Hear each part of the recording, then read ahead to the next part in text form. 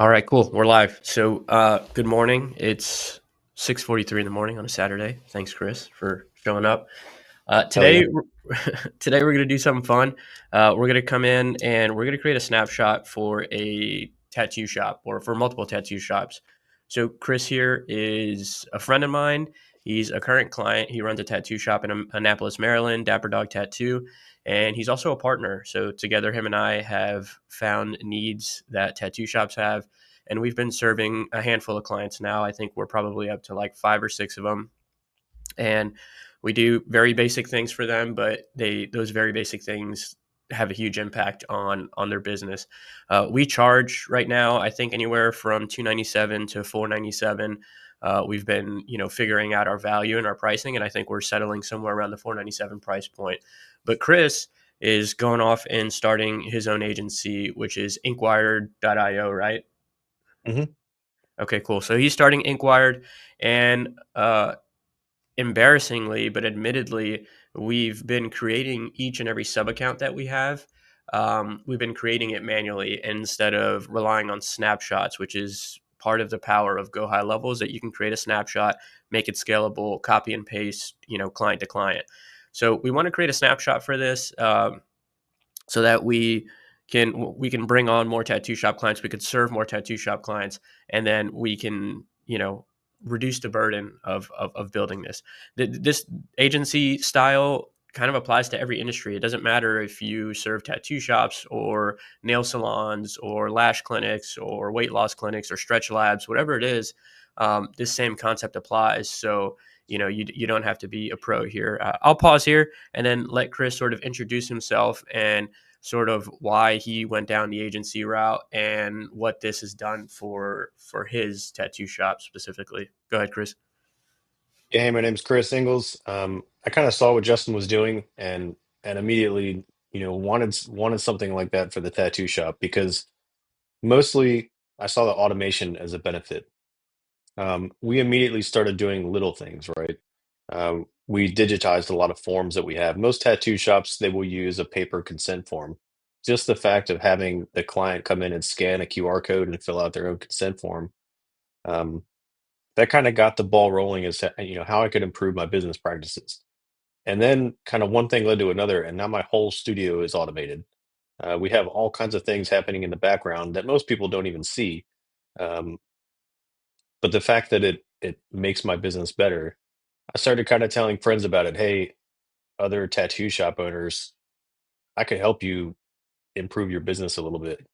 And little things like automated Google reviews and all these little nuggets that we can do with Go High Level, everybody wants it.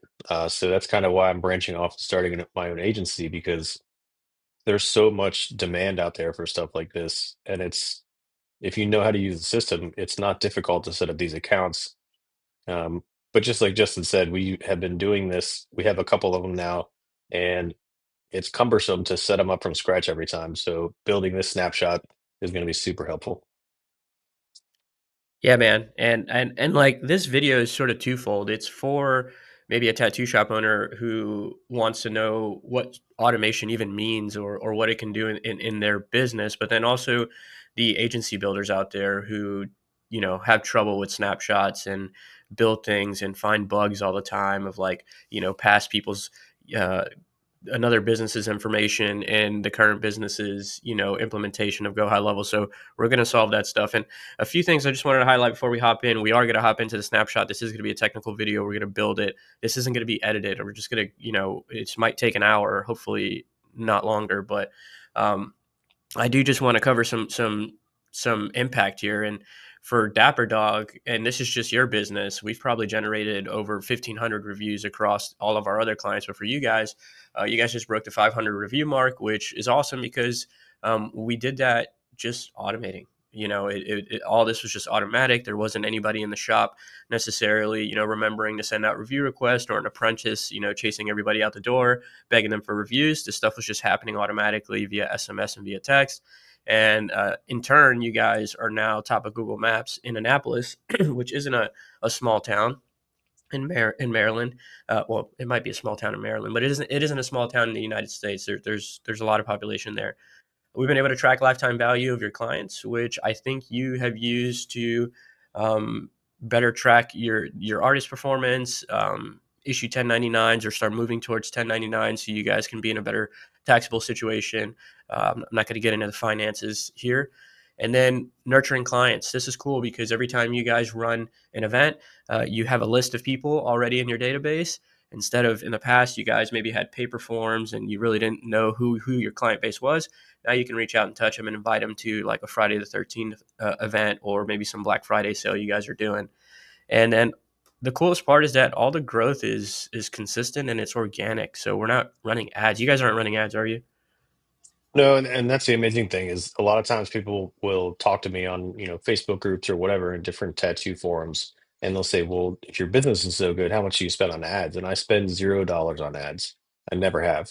Um, and just like you kind of mentioned, this thing kind of grows and grows over time. So yeah, in the beginning, it was cool, it was neat, all kinds of bells and whistles, but it just kind of compounds on itself when you get your client list in there, whatever system you were using, whatever web server you were using to maintain your clients, we can import all that data in, and it just grows exponentially over time. So you have 150 past clients.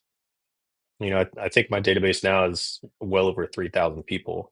So on an almost bi-weekly basis, I am messaging all these people at once through Go High Level with offers, information, and if nothing else, just reminding them that we exist. And it just continues to grow over time. Heck yeah, man. Yeah, it's so true. Tattoo shops are a high volume business. Like there's just a lot of foot traffic in a tattoo shops, especially in a place like Annapolis where, there's a nice walkable section. So you just want to be able to capture that, know who your audience is. So in the slow seasons, you can reach out and touch them and pick up some of that revenue for your artist in there. But the list goes on. That's not what we're here for. We're not here for tattoo shop growth per se. We're just here to show you the technicals on how we build this snapshot.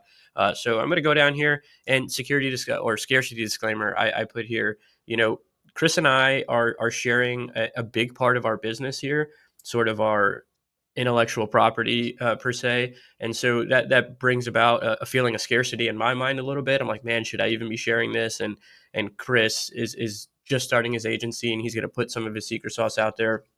And so we do it in good faith, and we know that people will watch this and people will learn. That's the goal. And somebody might go out and start their own tattoo agency and compete with us. That's okay from my mind and hopefully Chris's mind. I mean, he's on the call right now, but there's over 25,000 tattoo shops in the USA alone. We have clients in Canada, we have clients in the USA, and there's tattoo shops all around the world. So I don't think that we can serve all of them, certainly not at this point, at this scale, when it's just Chris and I. So if there is a competitor, I think that that's not necessarily a bad thing. And then we're passionate, we're skilled. Chris and I met each other in the military. We have a long military past. Chris is a retired Navy Master Chief, and so we take what we do seriously and we do it well. And what we're showing you here is just the baseline of what we provide to clients. And it's not to be gatekeepy about anything, but this is a snapshot. This is the baseline deployment of what we put out for our clients. But our service is very personalized for every single tattoo shop. Every tattoo shop is made up differently. Some people sell merch. Some people have 15 artists. Some people have one artist. Some people are solo studios. Some people are very social media based. There's just so much nuance that Chris and I are always going in and personalizing that experience for each one of our clients. So I think that's unique, and it doesn't really, when I think about it that way, us putting this out there isn't really going to mess with anything. Chris, you got anything to say on that? No, that's 100% true. And I think that if somebody got into this and they said, well, I'm going to copy and steal this information, I welcome it. Because just like you said, there's 25,000 tattoo shops here just in the USA, and we just don't have the bandwidth to, capture all of those as potential clients. And I wouldn't want to. I have all kinds of stuff I do. I tattoo 5 days a week still. I don't have time to have 25,000 clients. It would be awesome. But um, I welcome competition because when I see other stuff out there, even if it's not tattoo shops, I see other people using Go High Level, and that's what gives me more motivation and more ideas to customize further. Yeah, for sure, man. And maybe a tattoo shop owner watches this and they have the knack for it. Man, this is so needed, especially in the tattoo industry. And so maybe they have a knack for this stuff and they copy what we do and they don't create a snapshot, but they create their own sub account. And I think that that would be value add for the tattoo industry. So I'm excited about it. Um, Cool. We'll hop into it. We're going to go through a mind map of things. We're going to try to stay organized and try to not let the scope creep on what we're doing here because we want to get this done in about an hour. And that's hard to do when you're messing around and go high level. If you've been in it for any amount of time, you know what I'm talking about. So remember, this is version one. It doesn't need to be perfect. This is meant to be iterated on. This is meant to be added to. But what's most important when creating a snapshot is that we make sure everything is scalable. And what does that mean? That means that we should be able to scale it up, scale it down, but we should be able to copy and paste and like not have things happen like if I copied and pasted Dapper Dog Tattoos sub account right now into uh, Main Street Tattoo, all of Dapper Dog's branding and addresses and maybe employee names and stuff would be in there. So like when they send an email, maybe there's a logo that's still Dapper Dogs. We want to prevent all that. We want to make sure that everything we do is templatized. We're using variables instead of actual business names. And so we're going to go through all that. That is the goal here with the snapshot. Areas of focus for us, the core, we're going to be digitizing the consent form. That's sort of our entry point for everything tattoo shop related. We find that every client who sits down and gets a tattoo should be filling out a consent form. I think in most cases they are, but in a lot of times maybe that's a paper consent form. So from my perspective, a technical perspective, that consent form is a good entry point to get that data into the system and to kick off a few automations based on that. So first thing we're going to do is digitize the consent form. We're also going to automate Google reviews, right? We need to make sure we can send those on autopilot so that the artist, the apprentice, the shop owner doesn't have to think about it. We're going to automate aftercare instructions. A big part of this is sort of like metadata, but by automating a lot of this stuff and implementing GoHighLevel or just technology, you're improving the customer experience. So I don't know if you've ever like made a doctor's appointment and then immediately got like a text message reminder, hey, your appointment's confirmed, and then a day before your appointment, you got a text, hey, here's your appointment information. If you want to reschedule, click this link. Companies that do things like that, not only do they have better show rates and better revenue, but it increases customer experience, customer satisfaction, and increases loyalty because they're like, cool, I just got a tattoo. I left. I automatically got aftercare instructions. I was already on my way home thinking about what ointment I needed to buy at the pharmacy, and I just got an email that popped up. And so I think it makes a difference. Metadata, again, a bunch of little things adding up to big impact. And then we're going to track lifetime value of clients. Why do we do that? We weren't doing that before, but I think it's artists have appreciated it. So we're going to do it so that artists that are in these shops and shop owners can see just how much of their clientele is repeat, just how much each and every person who sits in that chair is worth. Because if they go in and average it, maybe they're doing a $50 tattoo today, but if they look at the average of everybody they tattooed over the last 12 months and they see that it's $1,500, then maybe they would treat that $50 tattoo a little bit differently because that person might come back in for another for some more work. And then the other thing we're going to do is we're going to create a template. Well, actually, a birthday SMS. So that's just a quick automation, something nice that Chris and his shop has implemented and people really appreciate. And then we're going to create an email template for Artist Spotlight. And all this is doing is just setting the stage for the shop to grow upon. Chris, anything else on that? Yeah, just a little nugget on that tracking lifetime value of customers. There's so much you can do with that data. Um, One, it's good for tax purposes. Every artist can see what they're doing throughout the year, but also you got to think of ways you can use this information within Go High Level. So if you track lifetime value of a customer, you can set up an automation to automatically send a coupon at some threshold. So when the client reaches some monetary threshold they've spent in your shop, give them a reward. That's what keeps people coming. But yeah, all these little things, it's just good to have all this data because you can do so much with it. And like Justin said, this is a very basic snapshot of the beginning, but this is something to think about as you progress through Go High Level. Cool. Now, I got some stuff mapped out here, and we're just going to review this together, Chris. And inevitably, we're going to forget stuff, and we're going to be in the sub account creating the snapshot, and we're going to have to sort of bounce around a little bit.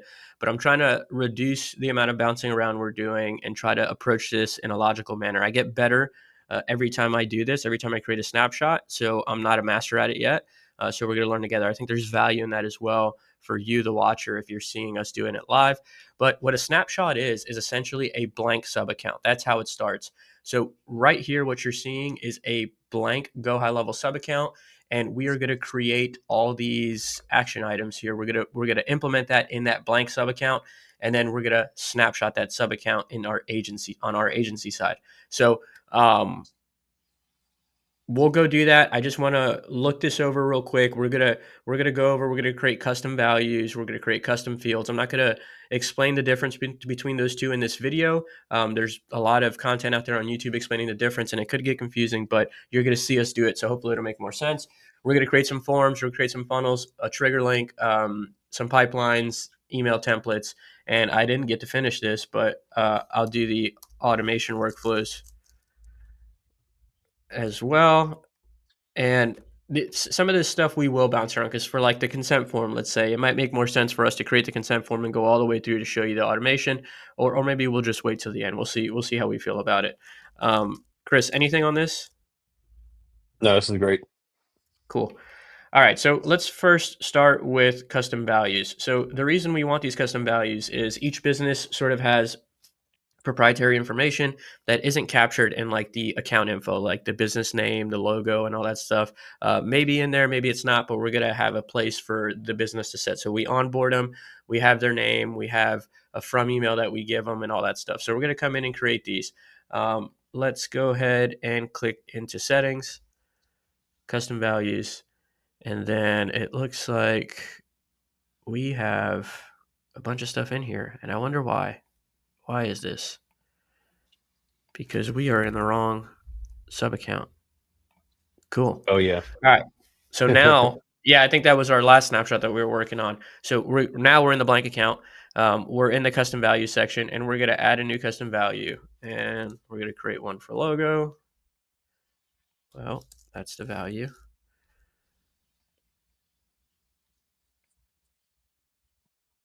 We're going to create one for from email. The from email, I think, is an important one. We create a custom domain for each and every client, and then we have a custom from email just so that we can enhance email deliverability. So anytime the account asks us, hey, who do you want to send this email from? We just use this custom value. And the reason we do it is because maybe there's like in Chris's case, he has a like 24-month nurture sequence. It would be very tedious to go into every single email and change the email if you wanted to change from email. So here, by setting it as a custom value, you only set it once, and if you ever want to change it, you just come into custom values and you change it. What do we have? Business short name. I'm just going to copy and paste because some of these I want to be very specific. So the business short name, the web privacy policy URL, and all that stuff, that's going to be used for A2P10DLC. If you don't know what that means, don't worry about it. We'll talk about it a little bit more as we go on in this tutorial. But it's essentially regulatory requirements for text messaging in the United States.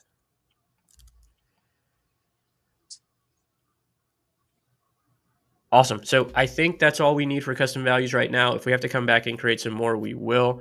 But we're going to leave that part alone. I'll bold this so we know what we did. Now we're going to create some custom fields. Custom fields are going to be interesting, and this is very V1, version 1 of this, because for the consent form, we're not going to create all the custom fields that we need, right? So what we found is every single tattoo shop has different consent forms depending on their state or what country they're in. They may be required to ask certain questions certain ways, get certain consent certain ways. So what I don't want to do is create a consent form that's like just hyper specific, but instead create a shell of a consent form so that people can build upon. So right here, we're just going to create a few custom fields. Every question you ask on the consent form is going to be a custom field. Almost every question. Some of them are standard. But right now, we're going to focus on creating these, and then we're going to organize them into folders so that when a shop owner goes in, clicks on a contact, and then they go into the contact details, there'll be a consent form section, and all the information about that client and their consent form will be located in there. So let's go ahead and create that. So we're still in settings. We'll go to custom field. I'm going to go ahead and add a folder, and I'm going to name it consent form. Let's come here to folders. We see the consent form. We'll click on it. Now, every custom field we add from this screen will be added into the custom folder, the custom field folder consent forms. So first one we're going to do is we'll do ID card upload. So that's a file upload, and we'll just call it ID card. And I'm going to call it ID card front right now, just in case in the future, if we want to do the back, we can also do the back. And then we're only going to allow JPEGs and PNGs.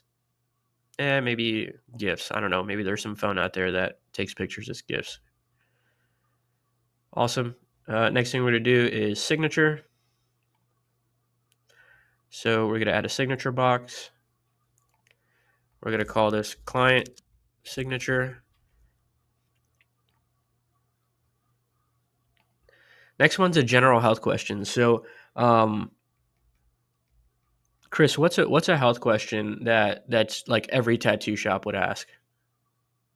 Any diseases, like Any communicable disease. diseases. Okay, cool. So let's go ahead and make that. Do you typically make that I agree, disagree, or yes or no? Um, it depends, but I think for this purpose, just a yes or no mandatory. Okay, cool.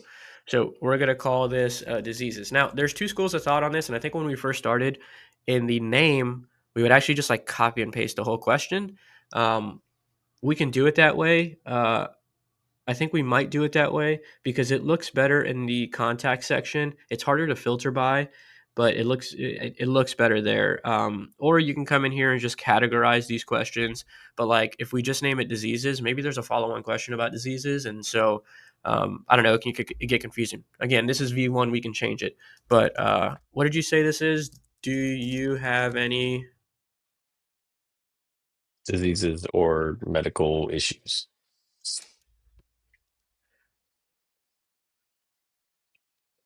You said like transferable or communicable. Was that the word you used? Communicable. Yeah. That's crazy. That's a crazy word. I'm not going to try to spell that because I'll screw it up here.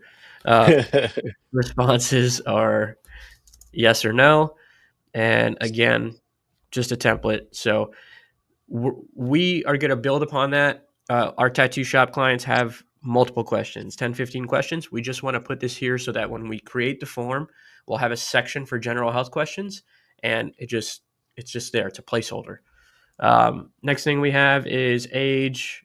So we'll come in here, we'll ask for the age. We're going to make that a number. It's important to make that a number. When things are numbers, then you can do things like math operations on them. And also you can do things like filter based on, hey, everybody, over the age of 18 or whatever. If it wasn't a number, if it was just a string or a sentence, you wouldn't be able to do sort of those arithmetic operations. There goes a crazy word for you, Chris, arithmetic. Why don't you spell that? Date filled. I won't spell it. Let's see. Do we have a date picker? There we go, date picker, and we'll say date signed because the signature date is the date that they And sign it, and then I would add birthday to this because it'll come in handy later. birthday. I think date of birth Date is a picker. standard form. I think it is. Let me Okay. check. Go to all fields real quick. Yeah, date of birth standard. So we'll leave that where it's at. Boom. Uh, artist. So this is a big one for us. We need to. We have the client when they come in pick who their artist is, and then we trigger workflows based on that. What artist they choose. So we're gonna do a drop down single select, and then we're gonna call it who is your artist. And in here we're just gonna say artist one, artist two, and guest. And again, this is just a placeholder. In reality, when we onboard the client, we'll actually edit this custom field and we'll placed our artists in there. All right, that's the consent form sort of wireframe. If we have to add something, we'll come back and add it. But Chris, anything that you think you want to add just for the wireframe at this point? No, I think this is good. Cool. The one thing that I'll touch on is when you make these custom fields or when you make your consent form, make sure the fields that you want, like the age is important, general health questions is important, so make those mandatory fields. Uh, Other ones, like, is there any other medical stuff you want to talk about or things that it's good to know but not necessarily required? They don't need to be mandatory, but certain things, just keep an eye on that. Sweet. And I just found out a keyboard shortcut to cross things out. So awesome. All right, artist feedback. So artist feedback is another form we're going to create. The artist feedback form is a very simple form that the artist gets, and we just have them answer two questions. How much was the total cost of the tattoo so we can track value? And then do they want to send a Google review? Nobody knows better than the actual artist whether that tattoo session was a good experience or a bad experience. And not that we can prevent a client from leaving a bad review, but we certainly don't want to invite them to leave a bad review if they didn't have a good experience. So we're going to go ahead and come back in here. We're going to create another folder, and we're going to call it artist feedback. All right. If we come back here, click on the artist feedback folder, and we're going to create two quick ones: total sale and review requested. So total sale is going to be a monetary value because we want to be able to do math operations as it pertains to money on this. We're going to track lifetime value. So monetary value, and we are going to say total sale, save, and then review requested. So let's make that a radio select.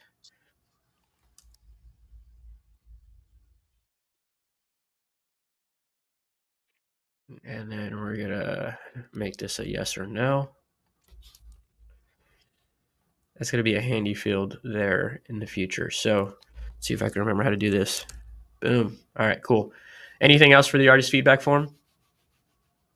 No, that Cool. should be The good. artist feedback form is going to have name and email. But we're actually going to hide those fields. I'm going to show you how to hide those fields from the client. I mean, from the artist, and they're just going to be automatically populated. So essentially what we're doing is we're sending the artist a link, after every tattoo, and then they're answering these questions, and we're just making it really frictionless for the artist to give this information, because at the end of the day, they're tattoo artists. They're not here to update CRMs and stuff. We don't want to bog them down, but we do want that information. And by creating this artist feedback form, we've also been able to keep artists out of GoHighLevel, right? If you're a tattoo shop owner, if you're an agency owner, GoHighLevel is overwhelming. And so we don't necessarily need them to log in on their phone or the computer or download an app or do anything. We'll just send them a text message, and they can update the CRM through this form. And that's how we found it's most efficient. All right. Now we're going to do some fun stuff. So I'm actually going to start this with the A2P 10 DLC form. We're going to do this first. And I'm not actually going to build this form out from scratch, but I will show you what it is. And the reason why we need this is in the USA, we need to submit, there's like regulatory requirements to text message our clients or even our own artists. And so we need to have this in here. So I'm going to copy a form from another account, and I'm off screen here, but I'll pop it open once it copies over. And let's see, general opt-in, share, tattoo shop snapshot.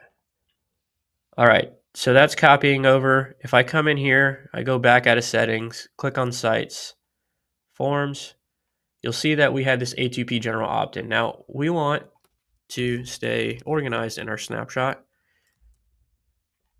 So we're going to create a folder and move this into there. This is extra work that you're going to do now, but you're going to thank yourself later whenever you import it into account and into a sub account and everything's organized. So we have this A2P general opt-in form. I'm just going to pop it open so you can see what it is.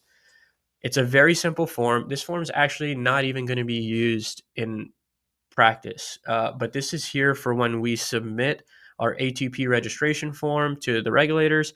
We'll create a funnel, and we're going to import that funnel here shortly as well. And then that's what we submit in our application so that we can get approved for our phone number use. Simple form.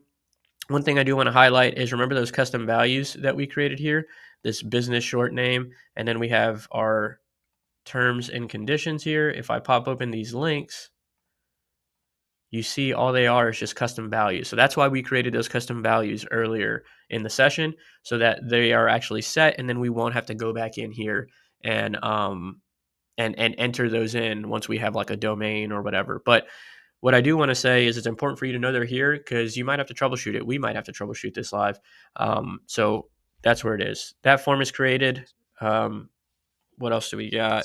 We have to create a consent form. So this is probably the most cumbersome form. We're going to create a folder for consent forms. And some of you guys might be asking, like, why are you creating a folder if it's just one form? That's a good question. But remember, we're trying to make this scalable. So the consent form, we might actually add like a parental consent form. And so we at least have a folder for consent forms, right? Maybe we only have one. And if we do, then so be it. We have to click one extra time. We're going to name this consent form. And we're actually going to, I'm going to remove all these fields, even though some I'm going to add back. I don't like that GoHighLevel sort of does this for us. I think they're trying to be nice, but they hurt us. All right, cool. When creating forms, Chris, what's important to do? What that little blue button right here, highlight. You Oh highlighted that yeah, yesterday save, on a save, client save, call. save. Save, Yes, definitely save your work often. save. Awesome. Phone number. All right. Chris mentioned earlier about mandatory fields and making sure that information that you're required to get is mandatory and that fields that may be optional may be optional. He was talking about here when you're creating the form. So right now, if you notice, full name is not a mandatory field because it doesn't have an asterisk next to it. We want to make that mandatory. So we'll click required and we're saving because we made some changes. Um, and we'll move on. So date of birth, we wanted to collect right here, make that a mandatory field. You have different date preferences in here. I'm just going to use the month, day, year. I think that's pretty standard in North America. What else do we have here? Do we need anything that's standard, Chris? One thing I am going to do is, because this is going to be a sort of a wireframe, is I want to break this into sections. And so let's see if I can add text. I think there was like a section. I don't want to add the wrong thing and create a custom field by mistake, but there was a section where we can like add text, and I'm probably staring it right in the face, but I think it's this. Yeah, there you go. Yep. General information, and we'll make this not obnoxiously big. Yeah, we'll keep that there. And then we're going to create another section for,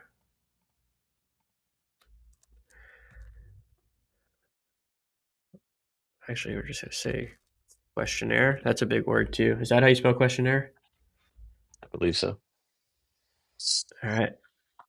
Let me check, because remember, we want this to be scalable. Awesome. Not a mathlete. There you go. And this is a good, Questionnaire. and this is a good place to put an opt-in because this is essentially the first time that you'll see your client or you'll see this person getting in your CRM. So having like a, we might not do it here, but this is a good place to put a checkbox of yes, I agree to receive information from this business, because then you have full court press, good to go. You can send them text messages and emails legally. Nice. It's a good point. So the reason we created these custom fields first is because now we can just drag and drop in here, right? So let's have our questionnaire template right there, which is just that one question right now. Again, shops are going to add their own custom questions. And then under general information, let's see. Chris, do we want to add the ID card under general information, or do we want to have like a signature section and put it under there? Yeah, I would do date signed, client signature, and photos at the bottom. Okay, cool. So we're going to add another text box here, and we're going to call this identification. Is that how you spell that? And signature. And I'll make this. All right, so let's go ahead and drop some stuff. Let me save. So we'll do an ID card upload. We'll do the client signature. And what happened to the ID card upload? Disappeared. This is why we save often, because this can be buggy. Oh, there it is. It popped up. There you go. And then date signed. We'll reorder these here in a second. So we want to make these required fields. Required. We'll put the ID card upload and date signed.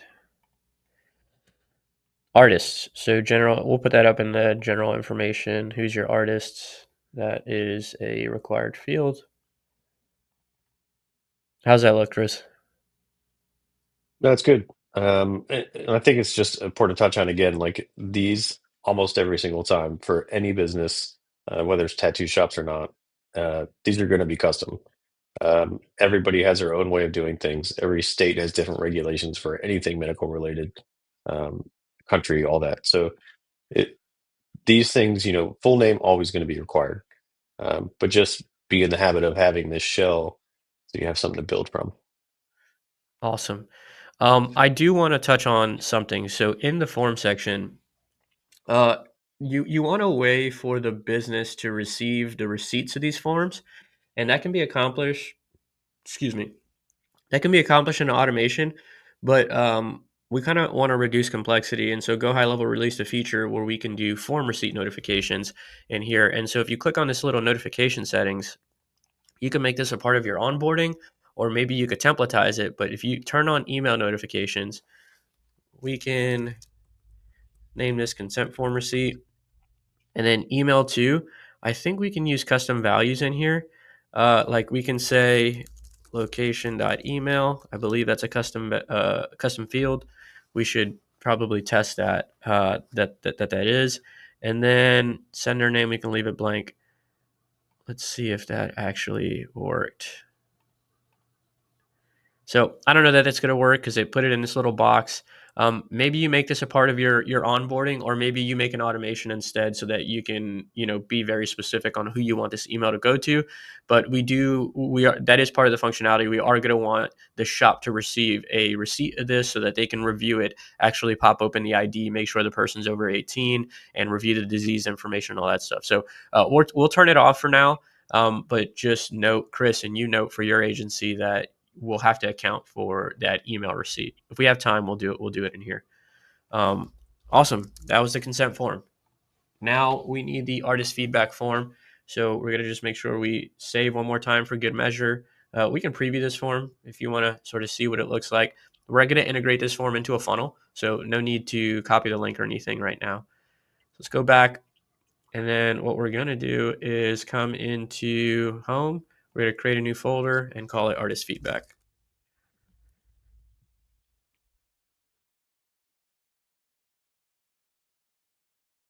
And we're going to add a new form.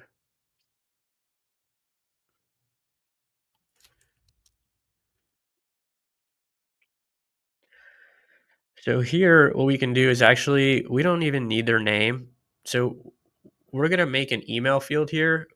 We need the email field here because that's how we access that contact. So we're going to pass this form to the client. It's a little complicated. It's hacky as well. We're going to pass this form to our artist, but the artist is almost filling out this form on behalf of the client, because when the artist fills out this form, we want the values in that client's contact information to be uploaded, right? To be updated.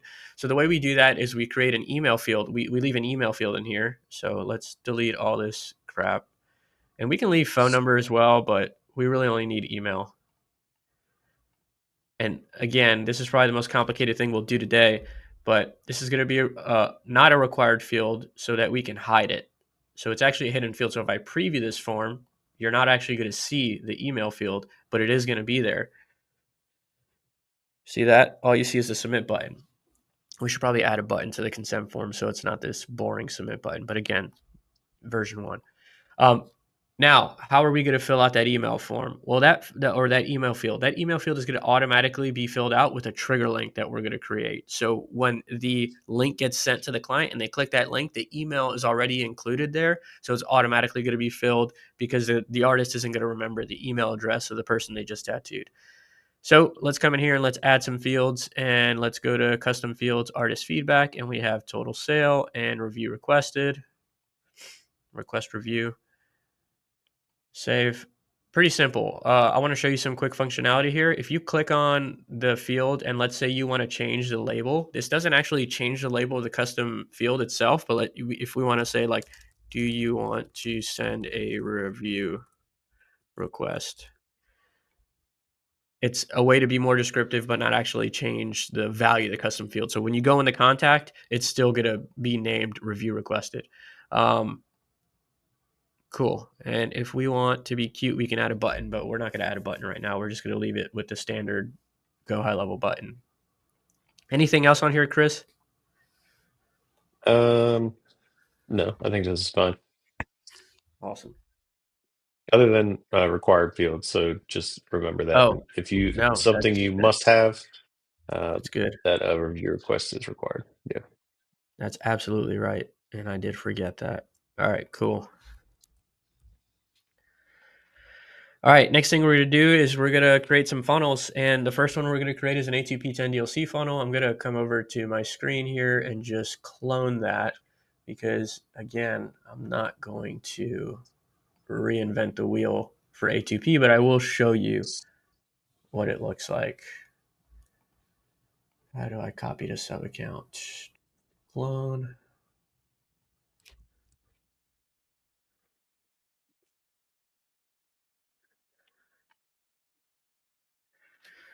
Chris, we could probably sell the snapshot to somebody for a lot of money. Probably. But we're not going to. All right, so that's copying over. It's a funnel, so it might take a few seconds. So let's see if it popped in. Awesome. Here's the funnel, but we are going to create a folder.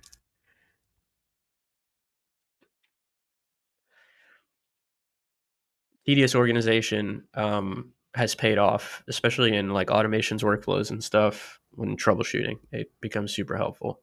So let's move this funnel into that folder.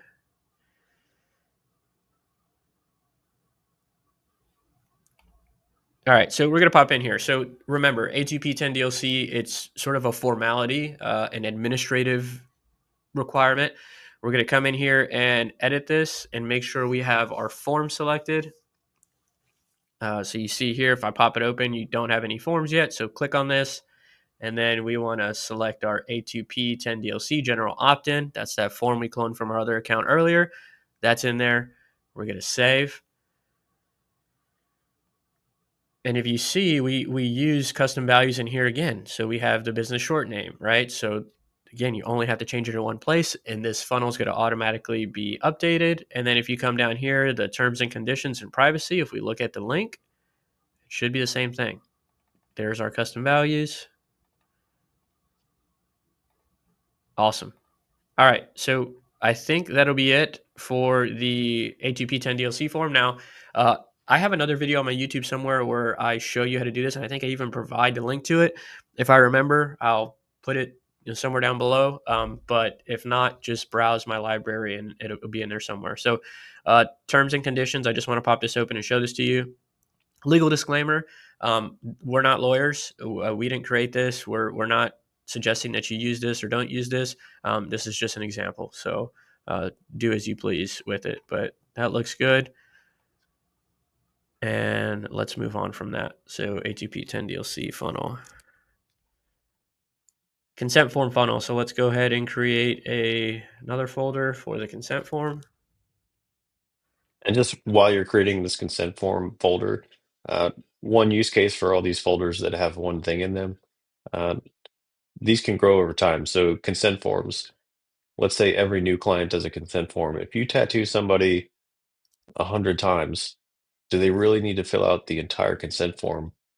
Assuming this consent form is going to grow to like 2 pages with all the legal notices and all that stuff. So you can create a separate consent form for returning clients. You don't need them to fill out all their stuff because you don't need to update their contact information with their birthday 10 times. Um, so just a use case for that. That's why it's good to have these folders because you might end up having way more consent forms in this case. Yeah, scale, especially like we're building this for an agency. We're not building this for our own business. If you were building this for your own business, I'd still recommend using folders, staying organized, using variables. But Chris, like we learned the lesson early on, like we just built this for your business. And then we started to kick ourselves in the ass because we're like, crap, like we're starting to help other companies. And now we have all this personalized stuff. And we're here 12 months later making a snapshot. So you Yeah. can speed up that learning process. So all I did here was I created a new funnel and then I just created one step. I named it consent form. I gave it a path here called consent form page. We're not going to attach this to a domain in our snapshot, but you will attach this to a domain in your onboarding. But right now, we'll just leave it as is. We're going to create from blank. And this is going to be a very simple funnel. All we're going to do is add a logo. Um, and actually, I want to, yeah, we'll add a logo and then add the form. So we're going to create a section here that's full width, and then we're going to create a single column, and we're going to add an image. I think we're going to resize this image. Let's just call it, make it a square of 200 by 200. Cool. Now, this may be distorted in your experience or whatever, but again, version one, if you want to go back and change it or personalize it per client, you can. What's important here is that in the image, we're going to use custom value dot logo, custom values under custom underscore values dot logo. And that's going to be broken right now because we don't have anything set in there. But what's going to be in that custom value is a URL of the business's logo so that you never have to come into the consent form funnel to update every single logo, or you don't have issues where you copy the snapshot into a new account and it's somebody else's logo. It's always going to be set to whatever the custom value is set to. So and that way it's scalable. Next thing we're going to do is we're going to add a form, and then we are going to add our consent form in here. Save. And what we'll do here is under the redirect actions, we're not going to use the actions from Form Builder. We're actually going to go to the next step. And we're going to create just like a thank you page, a generic thank you page. And again, thinking about scale, maybe you guys want this opportunity to sell them merch or something so that when they, click next, it says like, thank you for submitting, but then there's like a merch page or something under it and they go get their tattoo. And the next time they open up their browser, there's like a merch page and they're so happy they got their tattoo that they buy a t-shirt, whatever. So scale. So we'll come back here and we will create another step. We'll call this thank you. We'll name the path thank you.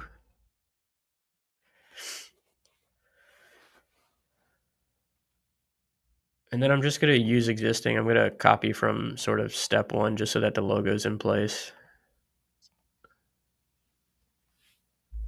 Let's edit.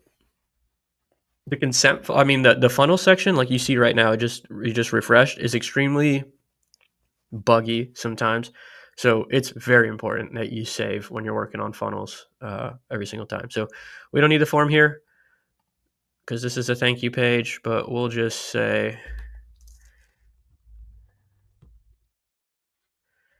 and create a sub headline that says, your form has been sent to your artist for review.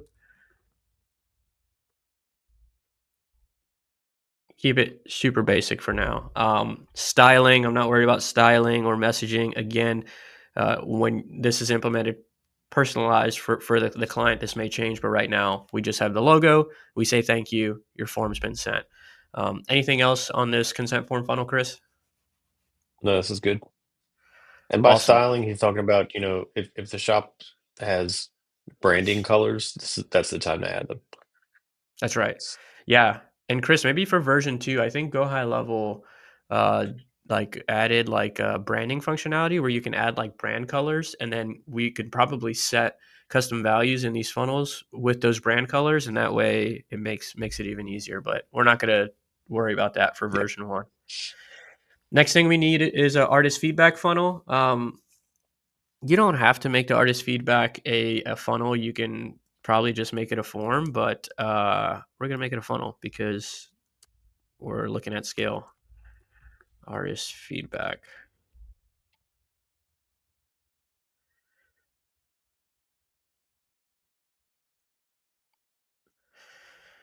All right. So we're going to create from blank.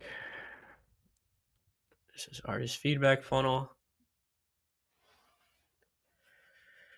And this is going to be very simple. We're just going to create a one-step funnel.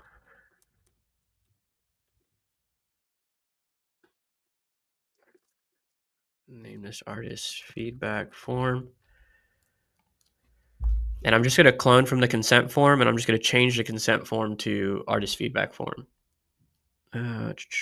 So use existing from the consent form. The only thing we're going to change is the redirect action. We're just going to use whatever's in the form builder because we're not trying to upsell our artist. We're just trying to get them to submit the information. I'll show you what I mean here. So click on the form. We're going to change the form to artist feedback.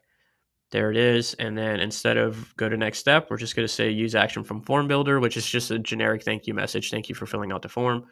You can customize it later if you want. But here all we have is logo and form. Too easy. All right, now that's done. Anything else on the artist feedback, Chris? No, that's good. Awesome. Man, we're flying through this. All On the right. artist feedback, did you already talk about what happens after that? No, go ahead and introduce that. I didn't. Actually, never mind. I just lost my train of thought. I was thinking of something else. Keep For going. like lifetime value stuff? Yeah, but we can get in all that later. It's kind of getting into the Okay. weeds. All right, yeah. All right, so next thing we're going to do is probably the most technical thing that we do today, and that is configuring this trigger link. Again, don't overthink this, but the reason we're creating a trigger link is because we want to be able to send a text message to the artist, and that link that we send them has to be unique for every client that they get because it's going to include the client email in the link, so it autofills that hidden field we were talking about. So let's go ahead and create that trigger link. Um, Come in here to trigger link. As a matter of fact, we're going to go into sites. We're going to need a URL. Now, in your case, when you implement it, Chris, this is going to be part of your onboarding checklist to fix this because we're not actually attaching this to a domain right now. We're just going to use sort of the preview domain that we have here. But you would, once you attach it to the domain, you would replace information with that domain. And I'll explain to you exactly where that goes. But let's go into artist feedback. And what I'm going to do is preview this funnel step. If I pop this open here, I'm going to copy this. And then we're going to come into marketing, trigger links, add a link. And then we're going to paste it here. So this would be the link of your artist feedback form page. Then what you're going to do is you're going to put in a question mark, which in URL technical terms says, here are some additional parameters I'm adding. And we're going to say email equals, and then it's going to be a custom value or a custom field, which is contact.email. It's actually not even a custom field. It's a standard field. So what we're doing is we're saying, hey, the contact that's in this workflow, and it's going to make sense when we create the workflow, send this artist feedback form with the contact's email in there so that when the artist submits this form, it's updating the client's record. Chris, I'm a technical dude, so like I say stuff in technical speak. Is there anything you want to add, like as far as just artist speak?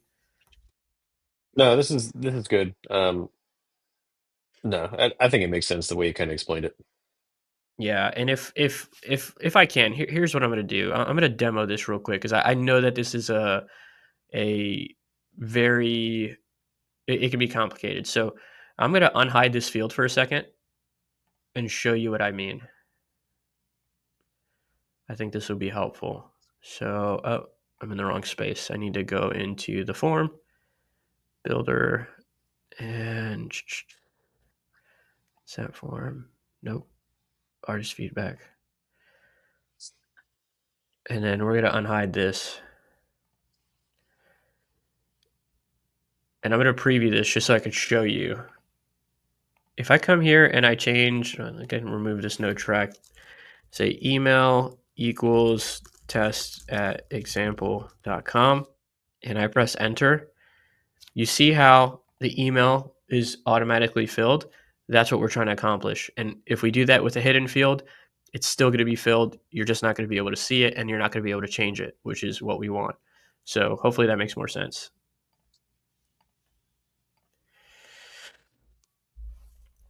All right. So trigger link is done. We're going to use that later. All right. Pipelines. Chris, I think we have room for improvement on how we've been doing the pipelines in the future. So I'm going to need your help just like optimizing this. So all we're doing with pipelines here is we're creating a single spot for the shop owners to sort of look at what's been going on in their shop. And so we start with consent form filled, and then we just go down to like review requested and closed. And right now we have a bunch of different statuses. I think we could simplify it, Chris. Let's see if we can. We're gonna name this just like main pipeline.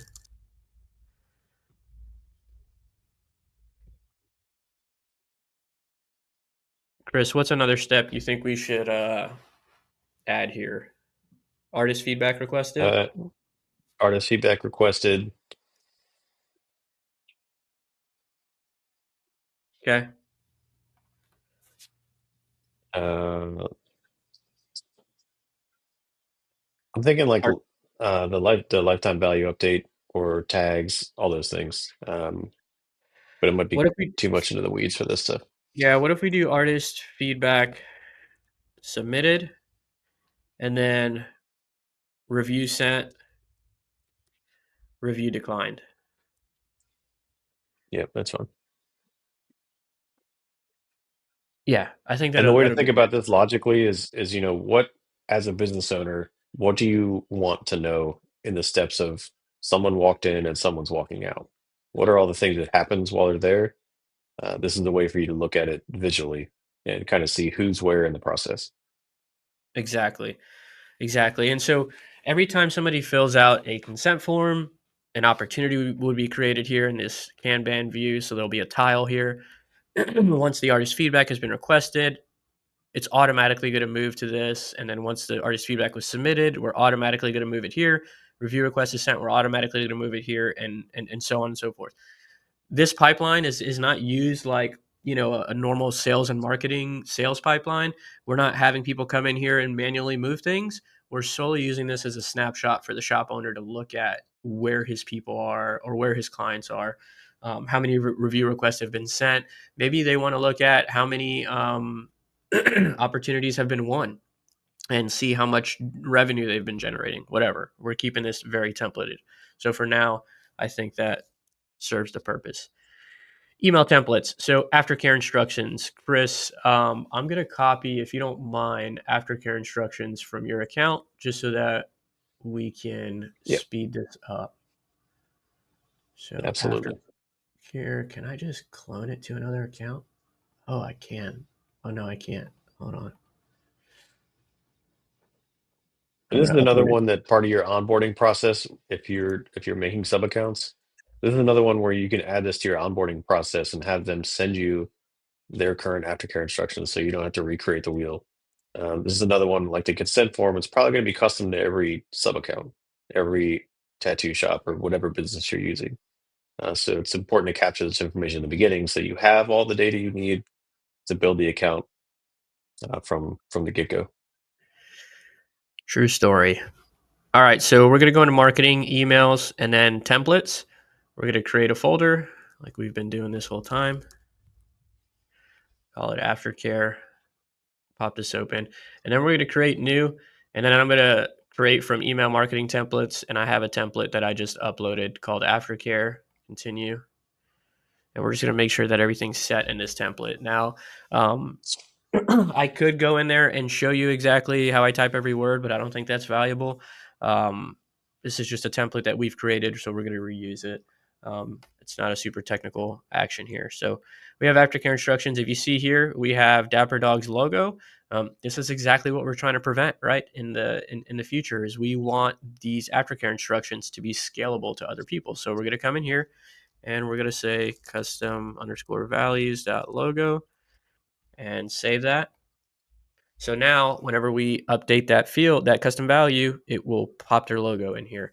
Let's just review this really fast and make sure there's no company proprietary information. Chris, let me know if you see anything. You can point it out. I think it's good. Okay, cool. So we're going to save this template. Now, important in email templates, especially when you're copying stuff. 3 little dots here, click on settings. Make sure, look at that. We would have got burned right there, right? Oh boy. Yeah. So what we want to do here is we want to replace this with location.name. So the name of the sub account or the name of the business will actually show up here. So it'll say hey, contact first name. It'll automatically input it. Thank you for your business with us here at fill in the blank, Dapper Dog Tattoo. Please read the aftercare instructions. Save. This is why we do this. This email is now scalable across every single client that Chris brings on. Awesome. That's aftercare instructions. Artist Spotlight. So we're going to do the same thing for Artist Spotlight. We're just going to create a generic Artist Spotlight here. The Artist Spotlight is going to be meant to be used as a template for the shop. So the shop can go in here and like copy this template and then spotlight their own artists. Like there's no way for us to know every artist, that comes on. So let me just do some things on another screen here so I can upload this to my templates.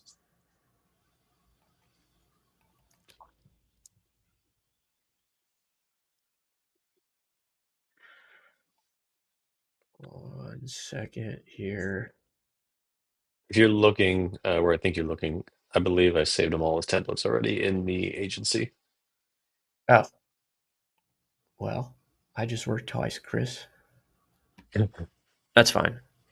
All right, so here we're going to come in and I don't know why there's a new template in here. I'm going to delete that. Yeah, I don't know why that's in there. So let's delete this. And then we're going to call this Artist Spotlight. We're going to create a folder. And then we're going to say new email from marketing templates, my templates, not aftercare. We are going to do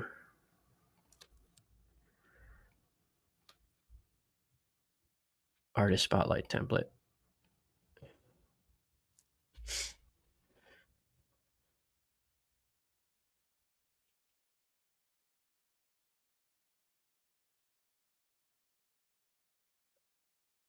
Chris also And then spent another, like weeks putting together a like 24-month email drip template, which is brilliant because it keeps people, keeps all his clients top of mind. We're not going to put that in this initial snapshot. It'll take too long.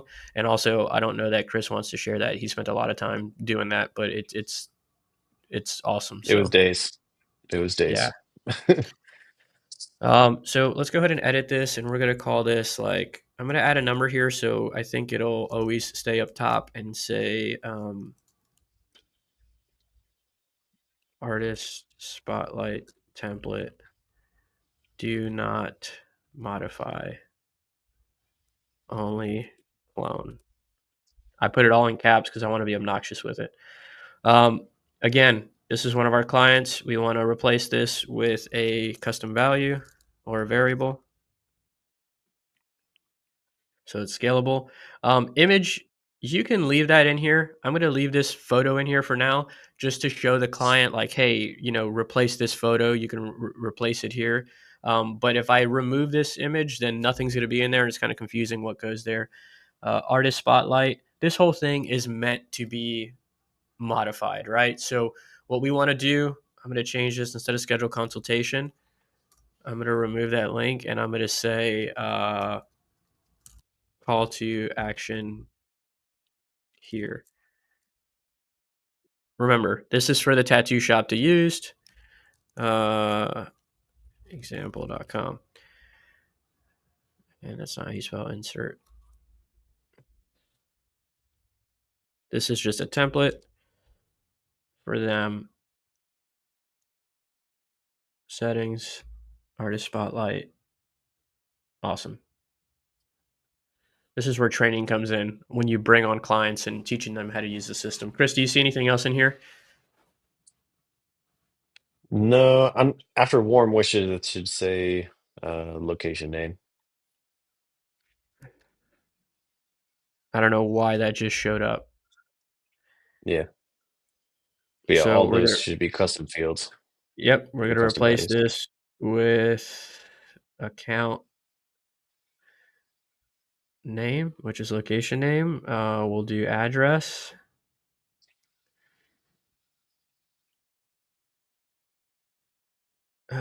Is there a full address? I guess there's not.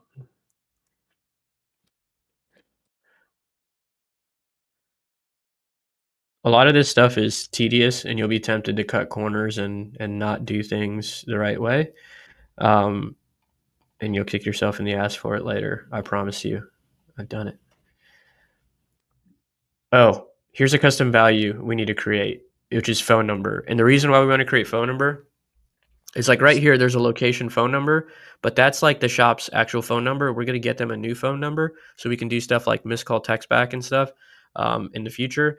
And we want to make sure that the phone number is the phone number we bought them and not their shop phone number. So what I'm going to do here is preemptively fill this with custom values dot phone number, and we'll create that right after we exit this. This can be the website shop website, so account website and save. Does that make sense, Chris? Totally. Cool. So I see we have these little social icons here. Um, what do we have in here? We can create custom values for these two, or we can remove them. What do you want to do? I forget if the account, like on the actual account page, if their social media is an option, but worst case, custom values. Okay, You'd never so want to we'll have do what I have here. custom values dot Facebook. So we're going to create 3 custom values, and then we're going to create. Oh, well, this is Instagram, and then do we have to save? No, it's Facebook. What am I talking about?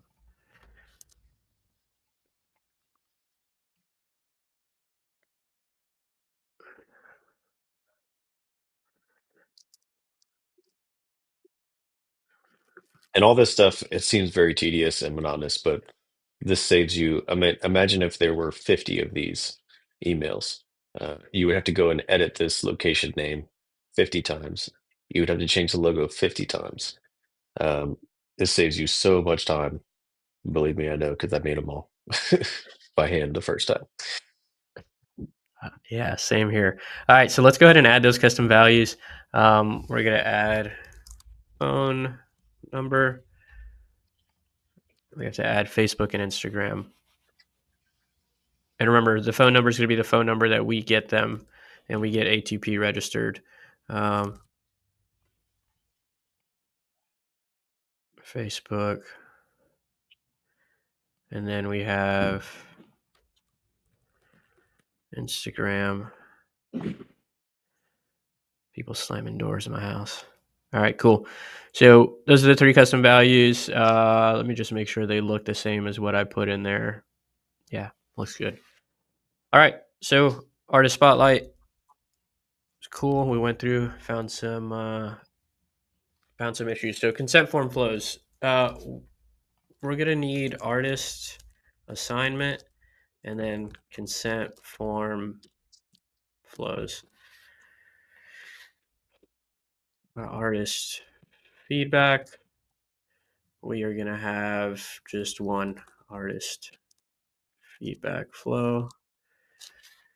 And I'm kind of mind mapping this as we go along.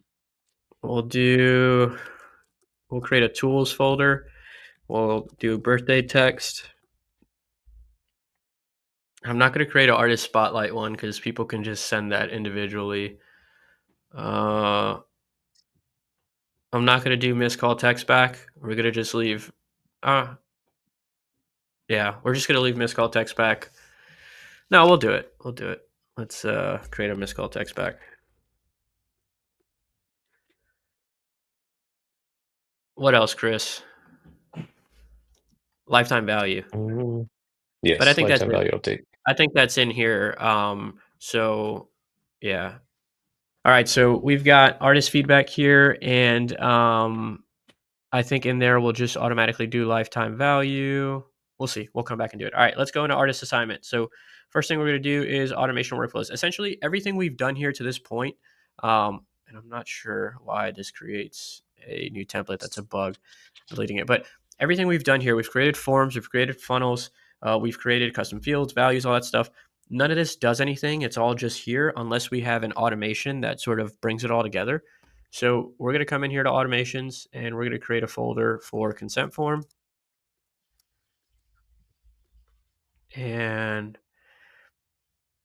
this in the automation section is especially where the organization becomes key. So we're going to create a workflow to do artist assignment.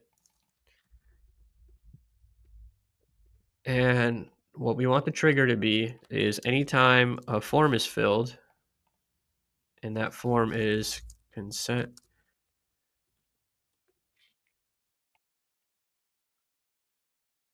Anytime the consent form is filled, trigger this workflow. And then I'm going to reference another one I have so I don't miss anything because we're actually going to use this in production.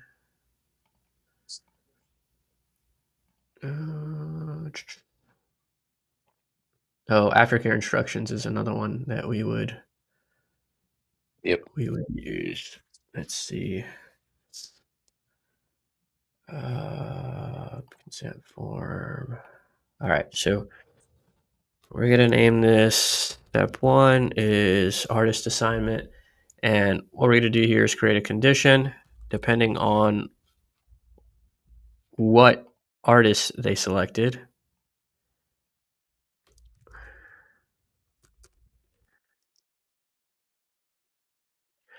And what we're gonna say here is artist 1. Remember, these are just placeholders. And we're gonna say who is your artist is artist 1. And then we're just going to duplicate this. These are just placeholders. Artist 2. Who is your artist? Artist 2. And then we'll duplicate this for the guest. On onboarding, you would come in here and make sure you select the right fields. So now what we're going to do is we are going to assign to user. And then we're just going to select, we have our names in here right now just as placeholders. So Chris will be artist 1.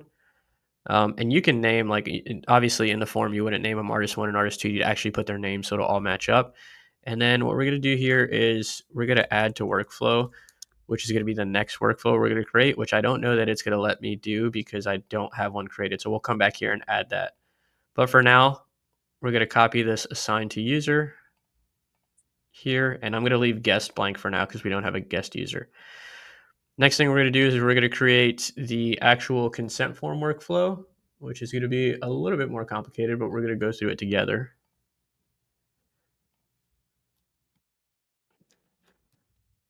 The reason I put a number in front of these is so that they stay in order. The consent form flow is not going to have a trigger because the workflow that we created before this is going to add every user to this workflow. So the first thing we're going to do is we're going to add a tag. And that tag is going to be, I like to be descriptive here, consent form filled. Save that. Next thing we're going to do is we're going to create the opportunity. This creates that tile and that pipeline that I was telling you about. So we're going to say in pipeline, main pipeline, consent form filled is the stage. Opportunity name, we're just going to make it the contact full name. Opportunity source, we're going to say consent form. Lead value is going to be empty right now, and we're going to set the status to open.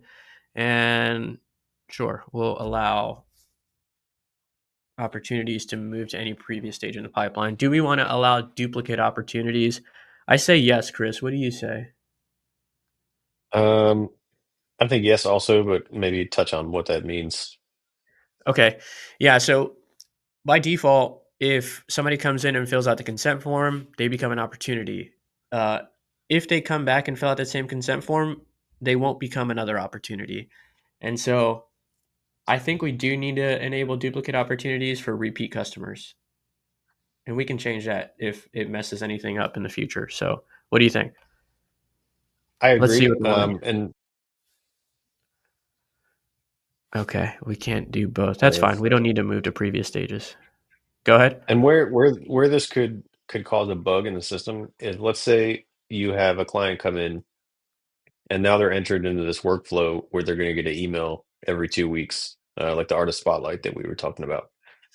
Um, if they come back in a month or 3 months, does that start them over in that workflow? Um, I'm not even sure how that happens, but we got to figure that out. Yeah, yeah, we'll figure it out. Again, version one. I am seeing a situation here where we need to create another email template. So what we're gonna do is we're gonna save. This is real life. So we need to send the consent form receipt that we were talking about earlier. We're gonna send it in this workflow, and the reason we're sending it here is because we want to send that consent form to the assigned user so they can review it, because that's going to be the artist that's taking the liability of actually tattooing this client. So we're going to back out of here, take a break from workflows, and create this email template. I'm going to go ahead and copy it so we have a starting point. Consent form submission, upload to templates, set this to other, and we are going to publish this. Okay, so let's go to marketing real quick. Templates. This is going to be consent form folder. And then we're going to create new from email marketing templates. And let's search consent form submission. We're just going to do some brief editing in here. This is the email receipt for the consent form.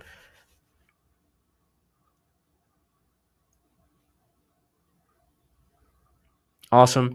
So here we have name, phone number, email. I don't think we asked for the address in this consent form, so I'm going to delete that for now. Date of birth, design info.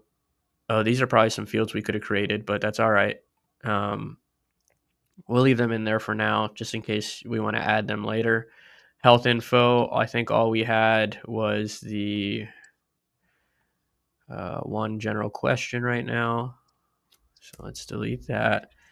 I think it was like diseases. And then contact, custom fields.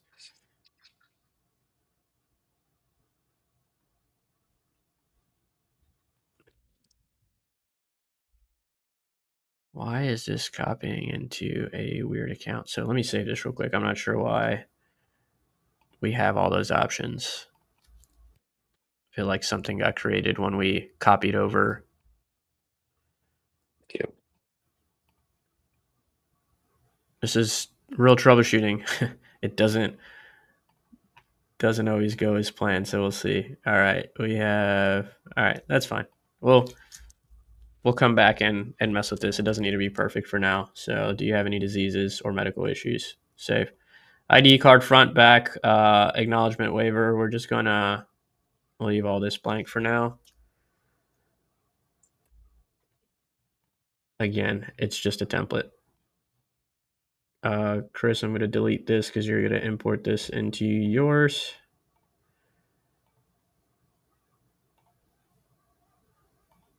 Awesome. All right, now I'm just curious. I want to see if we need to do some cleanup in the custom fields here, or other folders or custom. Yeah, not sure why all those showed up. Maybe it's a bug with GoHighLevel, but good news is it didn't create a bunch of custom fields in our snapshot that we need to go back and delete. That's what I was afraid of. Come back in automations.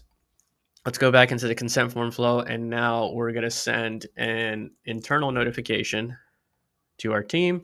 So consent form receipt email and internal email. We're going to send it from, I like to send these emails from the agency name. So for me, it's like lead brain. I don't know if there's actually a agency custom value here. But I'm going to leave it blank for now, Chris. You can come in here and, yeah, you can come in here and update it if you want to. From email, we're going to use that from email custom value that we talked about. And then user type, assigned user, because we assigned user in the last workflow and we want to make sure the email gets sent to them. And then we're going to say consent form receipt for, and then we're going to put in the contact name. And there's a couple ways to do this Oh, if you're actually, doing your own sub accounts. You can send this consent form to the actual artist so they can review it. You could send it to like a general shop account so that everybody can see it.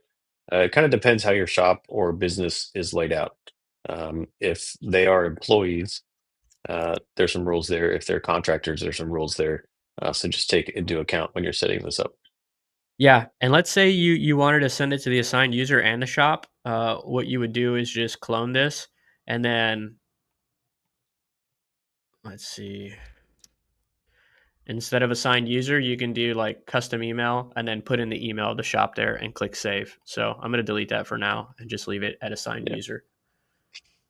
All right, let me pick up where I left off back here in my handy dandy reference.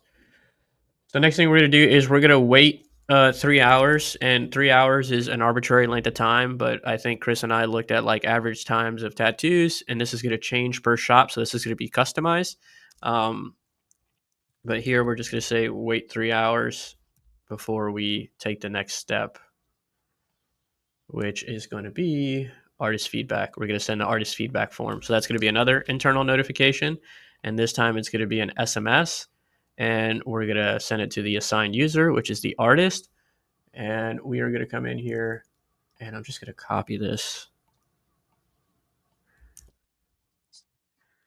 So it's going to say user.firstname, which is the artist. Please complete the artist feedback form for the contact name, which is the full name of the client, by clicking this link. And in here, all we're going to do is insert our trigger link that we sent, and that's automatically going to append the email to that link. So save, and we're going to name this something descriptive, artist feedback SMS. Awesome. Now, next thing we're going to do is we're going to update our opportunity here because we've needed to move along in the pipeline. And this is going from main pipeline to feedback requested. We're not going to modify the opportunity name. That's already set, so we can leave everything blank. The source is the same. No lead value at this point. And then the status isn't going to change, but we are going to allow duplicates. And we can be descriptive here. So feedback requested.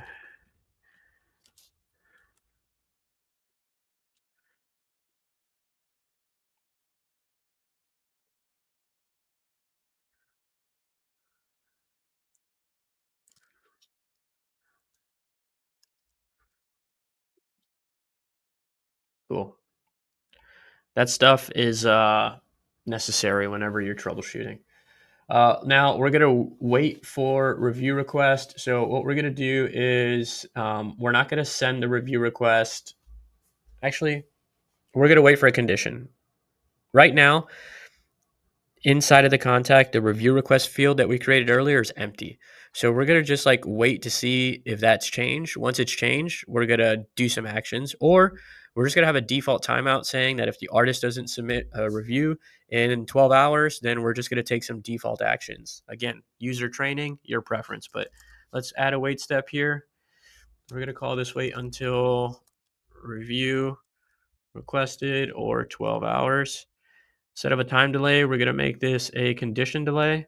And we're going to say contact details, review requested is not empty. Timeout, 12 hours. Pretty technical, but necessary. So now what we're going to do is we have a condition here. And let's see, the segments are review requested is not empty. So we're actually going to add a condition. And we're going to say, and review requested. I actually don't like the way it does this.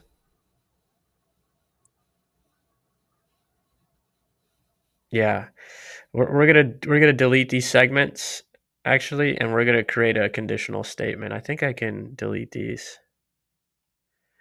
This is new here from GoHighLevel. So okay, so what we're just gonna do is add a condition here. So an if else statement saying review requested, and then the branch is gonna be yes or no. And I'm actually gonna delete the no because there's the none branch. If it's not yes, then it's going to be no. And save. Looks like you've missed some fields. Oh, well, I actually got to tell it what to check. Review request is yes. Awesome.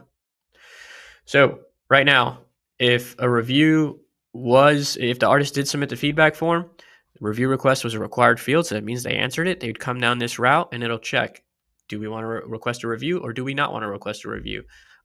If they didn't submit the artist feedback, then it would time out and it'll come down here to the timeout path. So let's focus on yes for now. And here we're going to wait until business hours because we don't want to send this review request at 1 in the morning if the artist is submitting this feedback at 1 in the morning. So wait until business hours. And we're not going to set a time delay. We're just going to set advanced window. We're going to do Monday through Saturday. And we're going to say 9 a.m. to, I don't know, 7:30, okay, p.m.? Yep, that's fine. Okay, cool. And then what we're going to do is come down here and we're going to send a review request. We're going to send it via SMS. And we're also going to send it via email.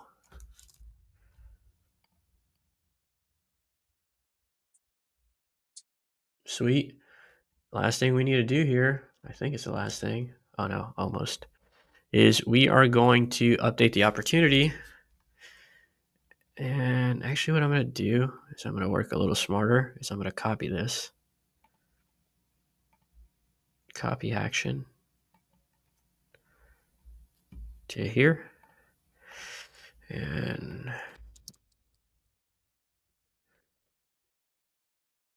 is that expo requested? Cool. Review requested or review sent. Now, at this point, the artist has filled out the feedback form. They've answered the total value. So we know the value now. So we can actually update the lead value here. And if we come in and we go to contact, custom fields, total sale, we can now update the lead value so they can look at the pipeline and see how much money that lead brought in.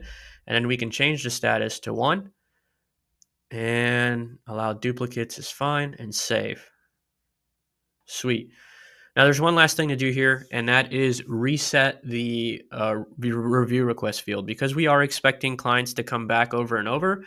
If they come back and come into this workflow, this initial check right here, where it's waiting until the review request field is empty, or yeah, it's checking if it's changed or if it's empty, that will fail. So we need to reset that contact field. So it's like update contact field. We're going to name it reset review request, update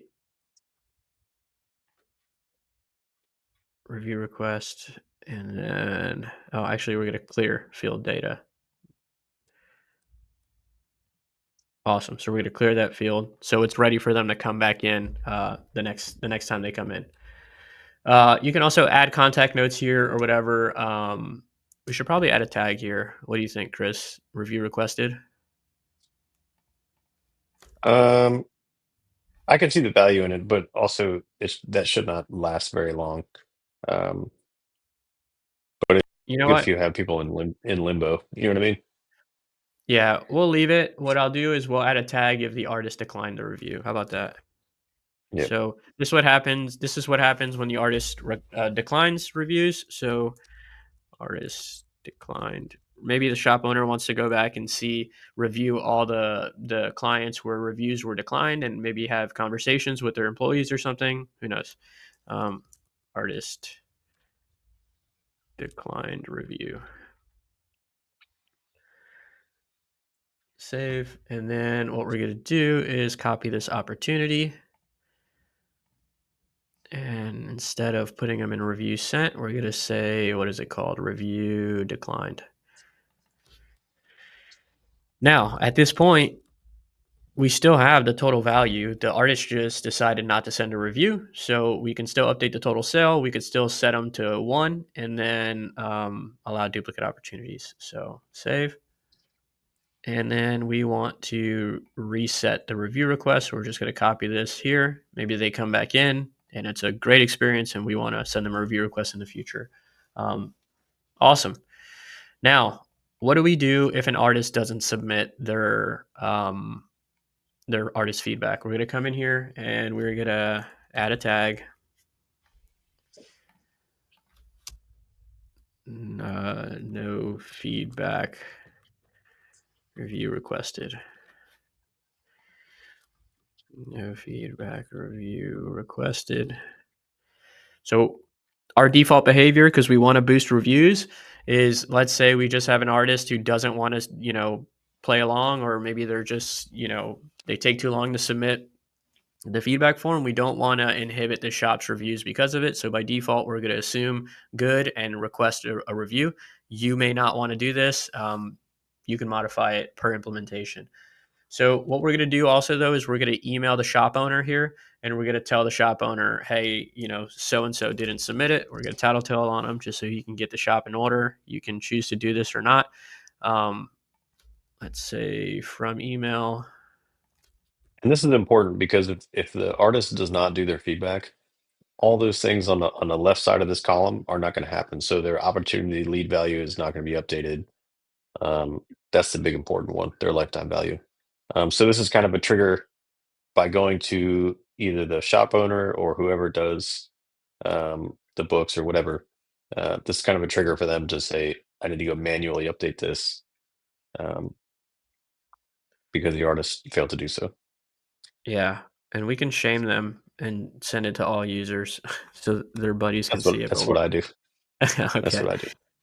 We're gonna put particular user here, and here you would just select like the shop owner, which is Chris Ingles. When you deploy this in another account, you're gonna have to come in here, modify it. This is something you just add to your onboarding checklist. But I'm gonna say this is a lead brain notification. I'm just gonna say no feedback has been submitted for. Awesome. Let's name this no feedback email.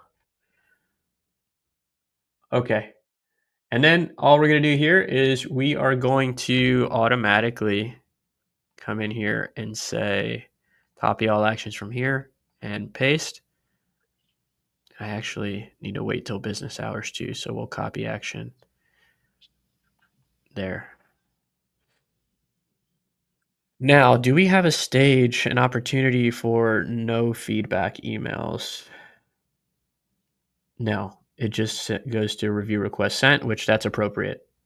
But we don't have, because they didn't submit the feedback, we don't have lead value. And that's the downfall of the artist not doing their job. Cool. So at this point, just to review real quick, this is a triggerless workflow because we're going to go back and modify workflow 1, the artist assignment, to automatically add the contact into this workflow as soon as the artist has been assigned. We're going to add a tag. We're going to update some opportunities. We're going to send the receipt of the consent form to the assigned artist. We're going to wait 3 hours, and then we're going to request artist feedback from the artist. At that point, we're going to see if a review needs to be sent, and if it does, we're going to handle it using these conditions here. So that's saved. I'm going to go ahead and publish this. And then we're going to go back and we're going to come into the artist assignment draft. And here we're going to add the add to workflow step.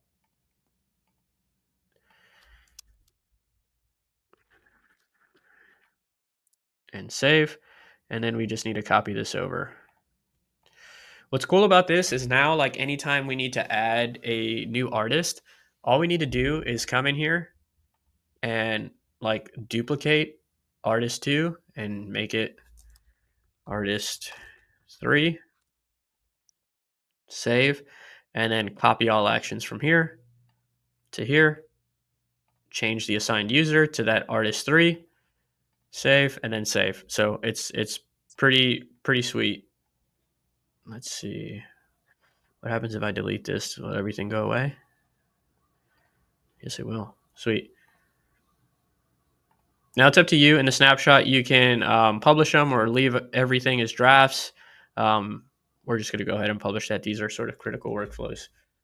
All right, Chris, I think there is one more thing we need to do inside of this consent form workflows, and that's going to be aftercare instructions. I didn't have that added into our mind map, but we want to trigger sending aftercare instructions sort of independently of all this shop administrative stuff. We just want to make sure every time somebody fills out a consent form, about an hour later, they get a aftercare instructions email. So let's go ahead and start from scratch. And we will say, we'll call this after, we're going to make this a tool aftercare instructions. And then we're going to say form filled. This is why in the beginning when Justin was talking about this consent form is super important and we trigger a lot of actions from it, is because this is the start of every client's interaction with the shop. So you can basically start every other action after that consent form. That will kind of always be the trigger. And earlier we created a template for aftercare instructions. So all we need to do is select that template. Let's name this.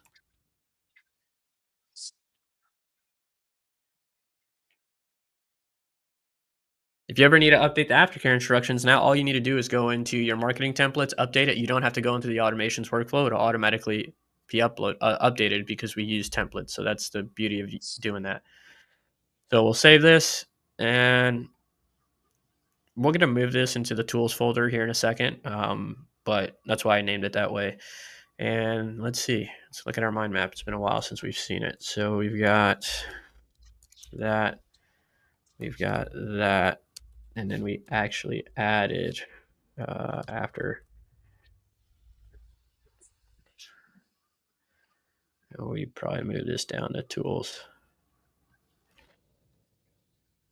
All right, artist feedback. We got that already. That was actually included in this bad Larry. So we can delete that. Awesome. Tools, birthday text. This is a very simple workflow. So let's come back here and create a folder for tools. And after we do that, we're just going to go ahead and move this tool so we don't have to come back and do it. Move to tools. All right, we're going to create another tool here, which is birthday text. Why do we do birthday text, Chris?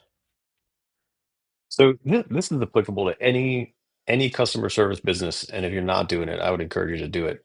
Um, this doesn't offer anything. It's not trying to sell them anything. This is telling your client that you actually care about them.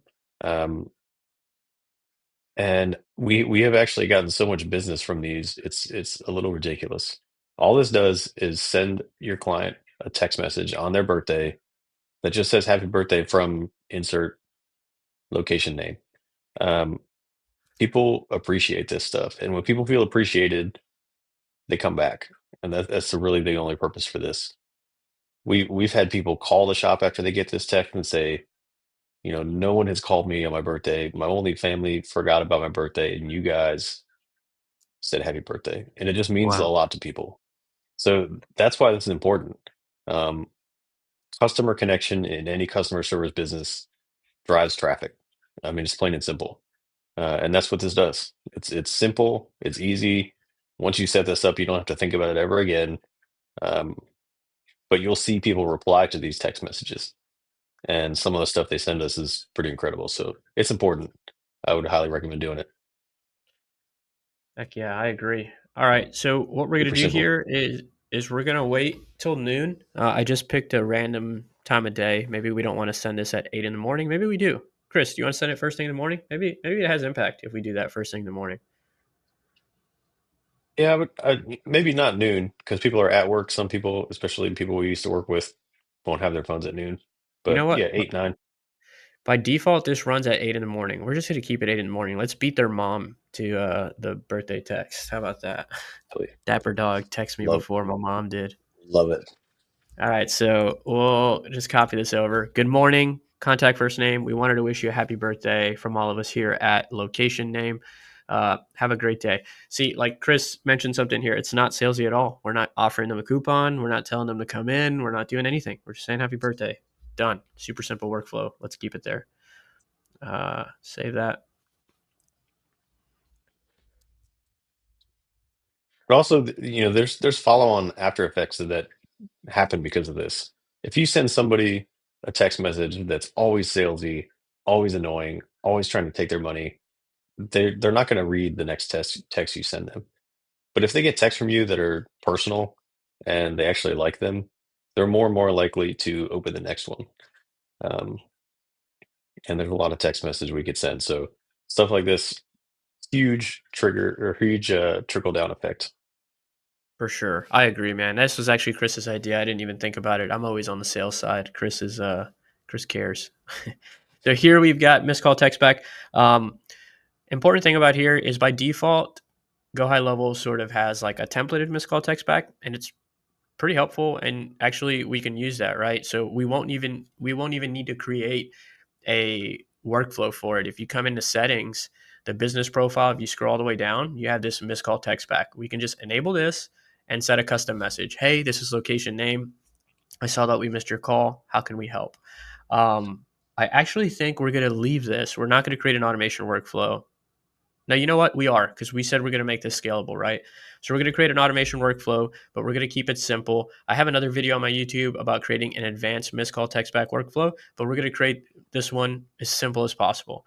So I'm going to disable this, but I'm going to copy this message here and we're going to use it and save missed call text back settings. Let's go back into tools. Let's create a new workflow. Missed call text back. All right, so the trigger is going to be, I think it's like call status. Call status. We're going to name this missed call or voicemail. Add filters. Call direction, inbound or incoming. And then call status is either going to be busy, canceled, no answer, voicemail. So essentially, anytime somebody calls in and they don't connect, we're going to trigger this workflow. So we're going to save this. We're going to add a tag. This is a reason to do this in a workflow. and not to do it in the GoHighLevel settings, because then you can actually be specific and scale what you're trying to do and trigger automations based off of this. Even though we're going to make it simple here, this tag wouldn't be possible if you just use the settings. So we're going to add tag here, missed call. Oh, what happened to that? Missed call.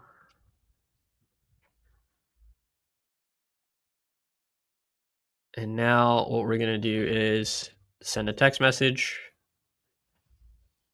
and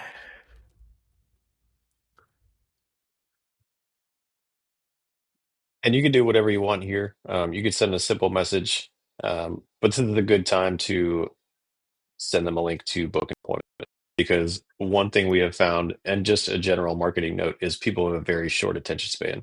So if they call you and they don't get what they want, they're going to call the next one. If they go to your website and they can't find where to contact you, they're going to go to the next one.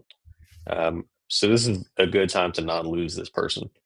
Um, yeah, just a note on that. In this text, you can send them a link to your website where they can fill out a form or whatever. You can make a new form on here.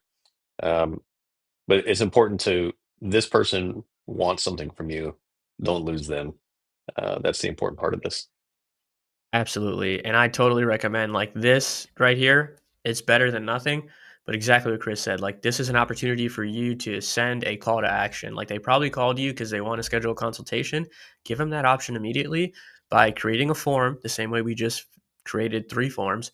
Create a form that's just an inquiry form, or maybe you send them a calendar link or whatever it is. Send it to them in this text message. Because here's the deal: if all the artists are busy tattooing right now, this message, if they get this message, they're going to respond to the message. If everybody's busy, they're not actually going to read this message and respond. So instead, if you sent them this message and then gave them a link, well, then you can at least capture their information. Here, all we have is their phone number. But if they fill out a form, we'll have their name, phone number, email address, tattoo description, whatever, budget, whatever you want to ask, you'll have that information. So that's a great point, Chris. Um, And just save just a that. note on missed call text back. Um, that is such a powerful tool, in general for any business. Uh, this is something 100% you want to have turned on for the business, because so much traffic, so much revenue gets lost by not capturing what the people were calling you to do in the first place. Um, so yeah, super, super important tool. Yeah, I agree. Let's see. So dude, I think we did it and we went longer than I expected. We're sitting at an hour and 47 minutes total, but I think that's okay. I think we have like a really good baseline V1 product, and to be honest, like this is a little selfish for us. We've been having to do this for a long time and we just so happen to make a podcast slash tutorial video out of it. Um, Chris, do you have anything that you want to add to this V1 before we wrap it up into a snapshot? No, I think this is great. A lot of the things we did here by creating custom values, custom fields, that saves so much time. I mean, we generally, when we onboard a new client, especially tattoo shops, we tell them it takes us about 2 weeks, and we basically did in an hour and change, what takes us about 2 weeks, because we're going in and editing previously all of these custom values one on one, and it's very time consuming. So this For takes so sure. much time out of that.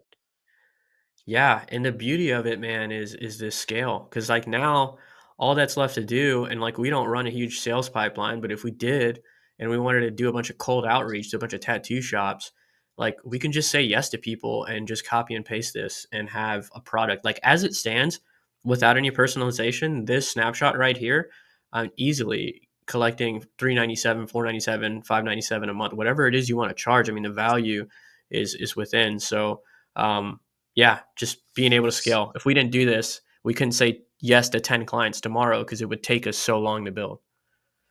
Yep. There are thousands of businesses right now paying $200 a month just for missed call text back. This is an extremely valuable tool. Absolutely. Cool. Well, all that's left to do, man, is we're going to go ahead and snapshot this. So, I'm going to drag over a tab here that I have, which is my agency. If you run a Go High Level agency, you know the difference between the sub account view, which is what we're in right here, and then agency view. So we're in the agency view, we're in account snapshots, and we're just going to create a snapshot of the account that we just created. So create snapshot. I'm going to come in here and call this tattoo snapshot v1. And then sub account, I'm going to come in here, tattoo snapshot, next. And we're just going to leave everything default. So I don't think I need to necessarily select it. Yeah, everything's selected by default. So we're going to create that. And that takes a few seconds, but if I refresh here, it should pop up. And I'm actually going to share this snapshot link with Chris. But Chris, I'm not going to, I don't want people to necessarily have access to the snapshot. This snapshot was meant for you. So I'm not going to copy it live. Just people will see the link and try to download it and stuff like that. So off the call, I'll give it to you. But yeah, that's it. That wraps it up. Thanks for watching. If you made it this long, I'm honestly surprised because some of this stuff is like watching paint dry. But I think this is incredibly valuable content. Chris, thanks for coming on and doing this with me and offering your feedback. And I'll hand it to you for any closing comments. Awesome. No, yeah, I mean, for a new agency owner, this is some pretty valuable stuff. Justin has been kind of gracious enough to walk me through some of this stuff over time. And, you get better and better every time you get in the system. Um, but just like automating your workflows, automating your setup is super important because you cannot scale a business if you are doing things the same way manually every single time. Like we said in the beginning, getting to 25,000 is impossible. Um, but without automating stuff like this, creating snapshots, you are never going to scale past what you're physically able to do in 24 hours. So this stuff is important. Highly recommend you look into this. It's good stuff. Heck yeah, I agree. All right, guys. Well, thank you. I'm going to stop the recording at this point. If you have any questions, like, comment, subscribe. If you want to see more content like this, be sure to let us know. Have a good one. Bye.